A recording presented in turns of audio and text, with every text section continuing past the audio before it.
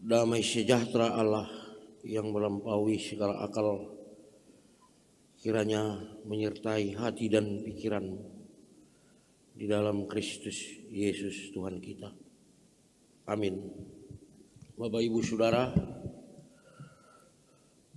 yang mengikuti ibadah di gereja ini dan di tempat masing-masing nats khotbah untuk kita pada Minggu 5 setelah Epifanias dari Markus pasal 1 ayat 16 sampai ayat 20. Saya akan bacakan untuk kita.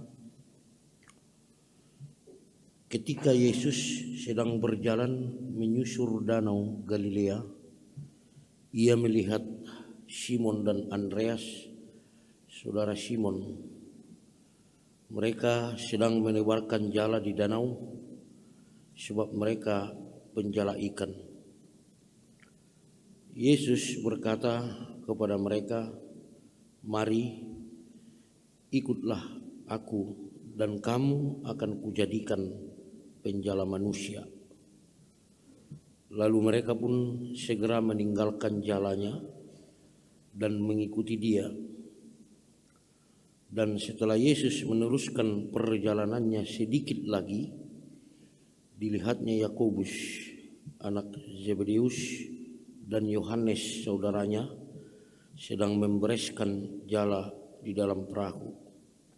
Yesus segera memanggil mereka dan mereka meninggalkan ayahnya Zebedeus di dalam perahu bersama orang-orang upahannya lalu mengikuti dia.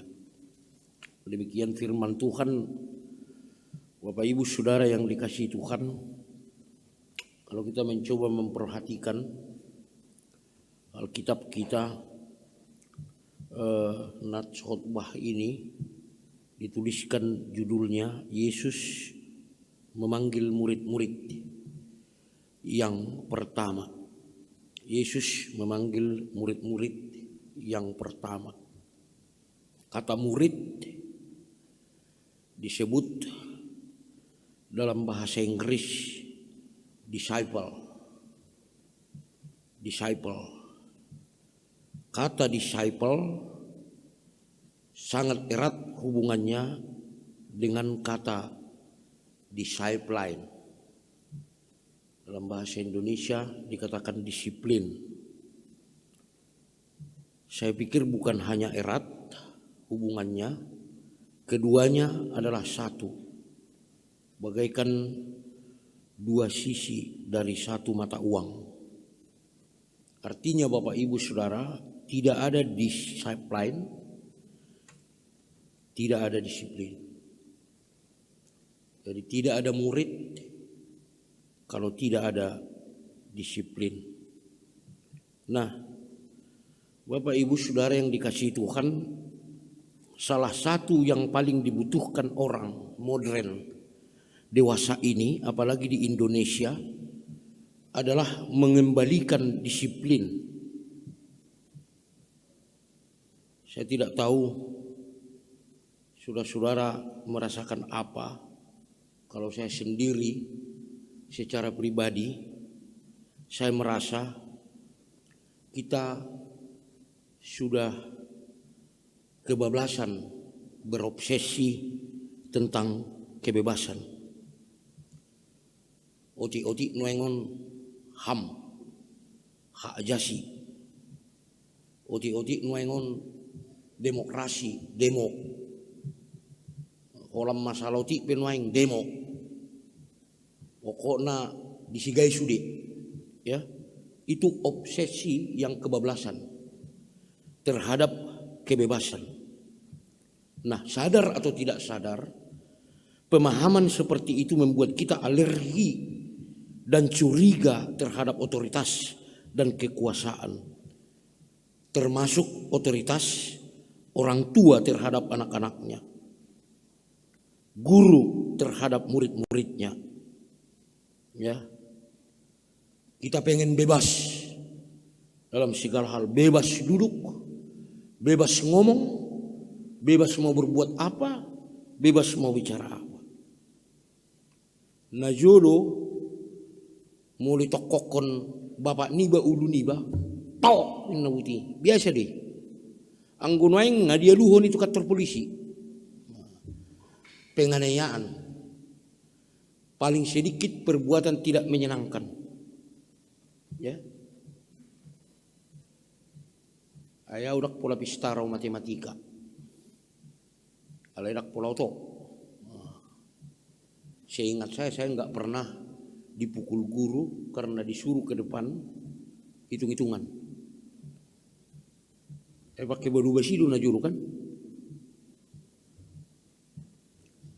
Pok! Saya ingat waktu saya masih SMP ada guru olahraga kami, marga Sianturi. Bamar hula-hula nu tahu Sianturi kan? Ala laiku sia kamar, dak peduli. Kalau kita latihan baris berbaris, cara berdiri kita tidak bagus, tak biasa aja. Anggun waingi ngaya lapor honi gurui penganiayaan, ya.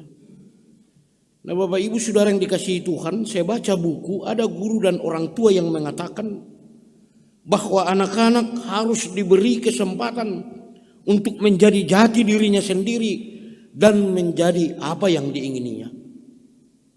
Ya.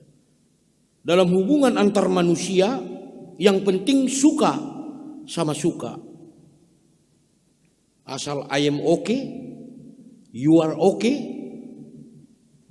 isian kabaratan. Ima jamat dan wengon. Maksudnya kalau saya suka dan dia suka, apa pedulimu? Ya. Akibatnya Bapak Ibu Saudara disiplin hancur lebur.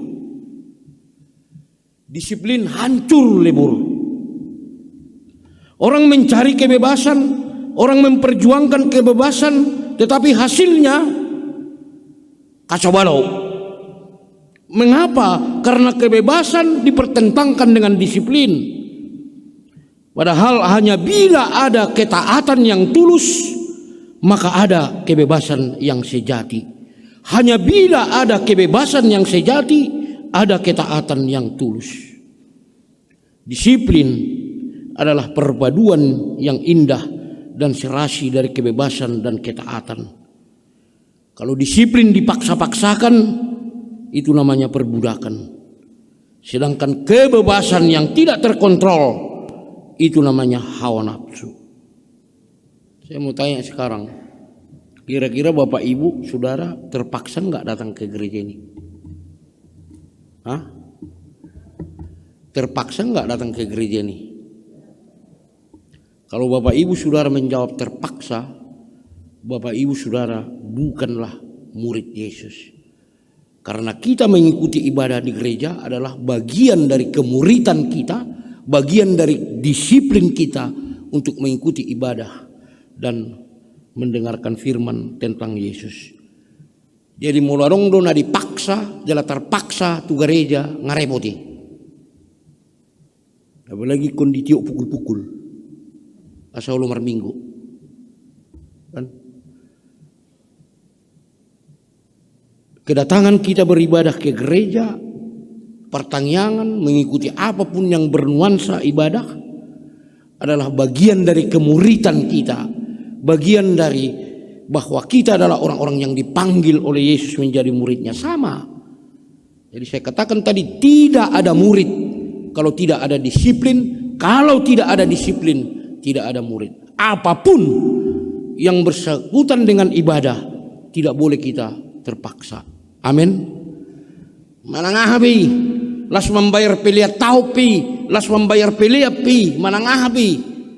Sandok yang berhubungan dengan ibadah tidak boleh ada yang terpaksa. Ya, angguido honokuri. Karena itu adalah bagian dari pemuritan kita. Kita mau menjadi murid Yesus, disiplinkan diri kita. Kendalikan kemauan dan keinginan kita.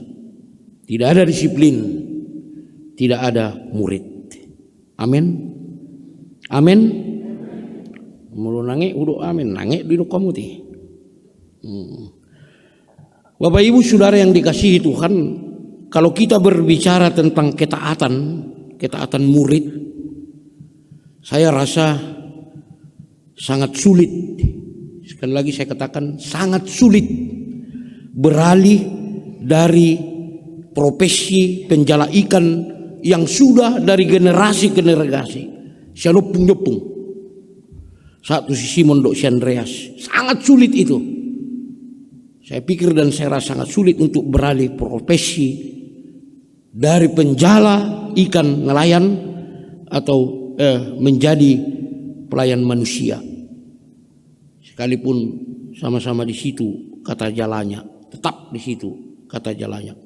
Nah, Bapak Ibu Saudara, menurut analisis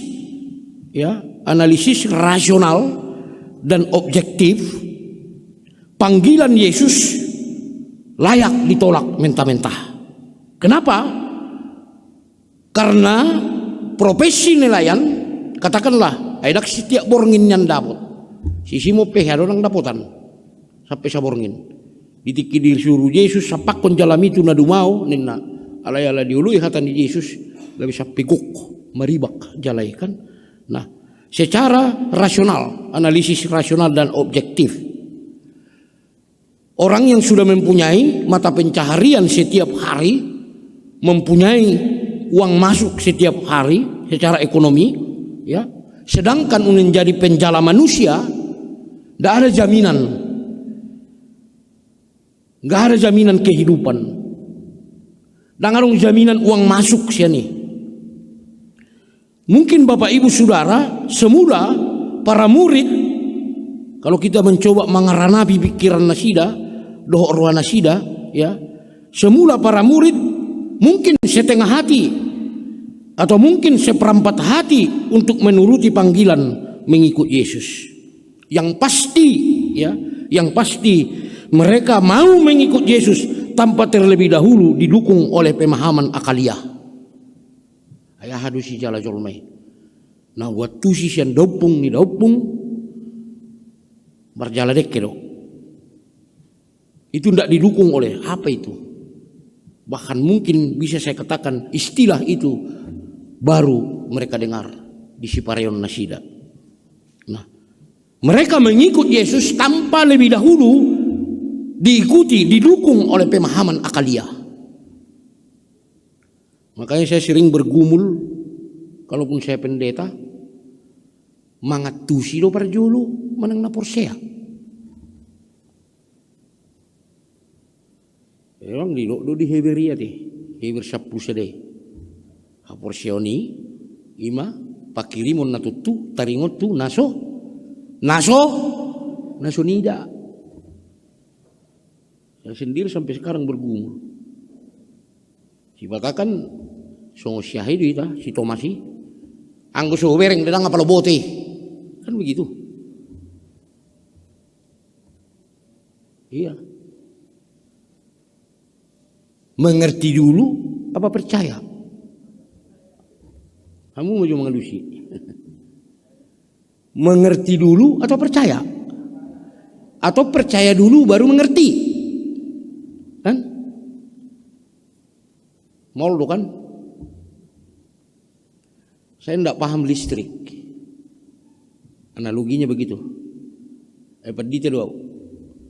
Dak tukang arus kan? Tidak paham saya listrik. Ya. Tidak mesti paham saya listrik.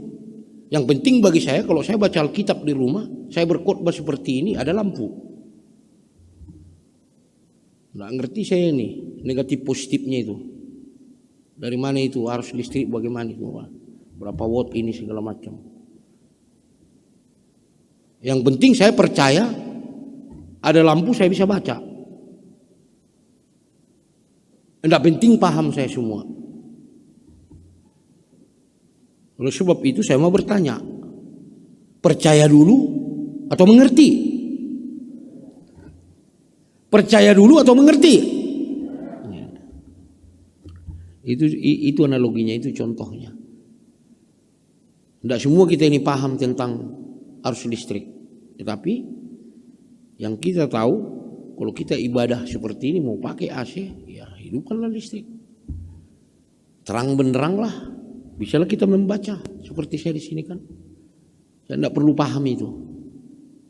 Saya mulu sudiri kombotoon ngareputi. Ulu namanya ritiki bahkan. Mulu sudiri yang dipahaman. Nariko yau adong listrik boyau menjaha, boyau menurak jamita gitu. Dan yang saya yakini percaya dulu baru mengerti. Tetapi ada juga orang-orang modern sekarang harus mengerti dulu katanya baru percaya. Kalau tidak didukung oleh akal, tidak didukung oleh rasionalitas, kalau tidak objektif dia tidak mau percaya. Padahal banyak kejadian yang tidak bisa dipercaya. Makanya ada istilah di televisi, percaya tidak percaya. Jadi ganggu mai manatong, percaya tidak percaya. Artinya kalau kau mau percaya silakan, tidak mau percaya silakan. Piti-piti lah kita katanya kan. Nah, jadi ganggu mai mana. Nah, Bapak Ibu Saudara yang dikasihi, kalaupun tidak didukung oleh rasionalitasnya yang menarik, mari kita perhatikan reaksi para murid itu. Walaupun mungkin akalnya 100% condong untuk menolak ajakan Yesus, tetapi tidak ada penolakan. Ya. Lalu mereka pun segera meninggalkan jalannya. Katanya dalam ayat 18, luar biasa. Ya. Inilah contoh yang nyata dari apa artinya haunduhun ketaatan. Apakah berarti ketaatan itu adalah sesuatu yang membabi buta? Sama sekali tidak. Bukankah banyak orang Kristen pada saat ini melakukan pekerjaan Allah, melakukan pelayanan Allah, tetapi tidak banyak seperti murid-murid Yesus yang taat kepada firman Allah. Diulah do pelayanan alaidang unduk imana tuhatani dewata. Mau kemana? Melayani. Mau kemana? Melayani. Tapi keluarganya bubar. Kan begitu. Suaminya di rumah tidak makan, tidak peduli dia. Tapi ditendang priuk sama balanga kan. Ya. Ada banyak orang yang menyatakan sekarang dirinya orang Kristen pelayan, tetapi tidak tunduk kepada firman Tuhan. Ya. Jadi ketaatan melayani Tuhan bukan hanya ketaatan kaki, bukan hanya ketaatan tangan, tapi harus ikut ketaatan pikiran dan juga hati.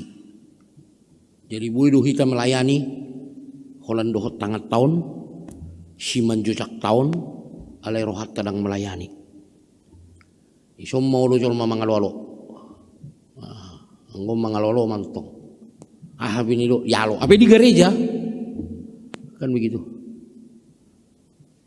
Itu bisa terjadi di dalam pelayanan. Bapak Ibu Saudara, saya katakan sering Yesus memanggil kita menjadi murid-muridnya untuk mengikuti, untuk melalui jalan-jalan yang sulit. Saya buat contoh di sini seperti Filipus, ya, menemui sida-sida di Ethiopia. Bila itu benar-benar panggilan Tuhan, di ujung dari jalan yang sulit itu, Tuhan pasti mempertemukan kita dengan orang-orang yang membutuhkan pelayanan kita. Ini cuman usul, Bapak Ibu Saudara. Saya hanya belajar dari buku. Kalau kita hendak menguji apakah itu panggilan Tuhan, tolok ukur yang pertama, apakah panggilan itu mendorong kita menjadi berkat bagi orang lain.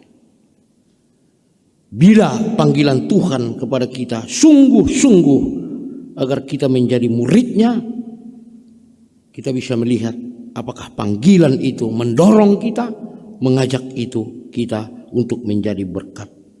Maka hampir pasti kalau kita mau membuat tolak ukur, ini cuma usulan ya, suatu ngiloko kamu gawe di tahun tolak ukur, nah pasti ini masing-masing.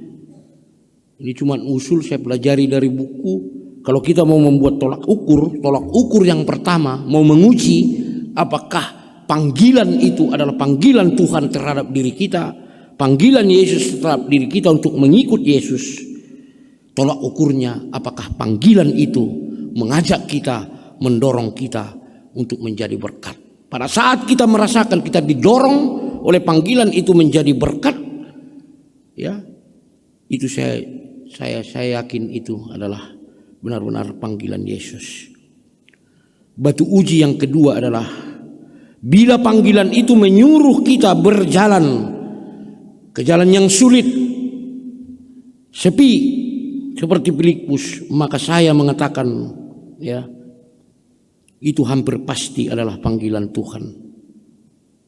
Sebaliknya, bila panggilan itu menyuruh kita ke Sodom atau menyuruh kita ke Gomora yang ramai dan gemerlapan, hati-hatilah.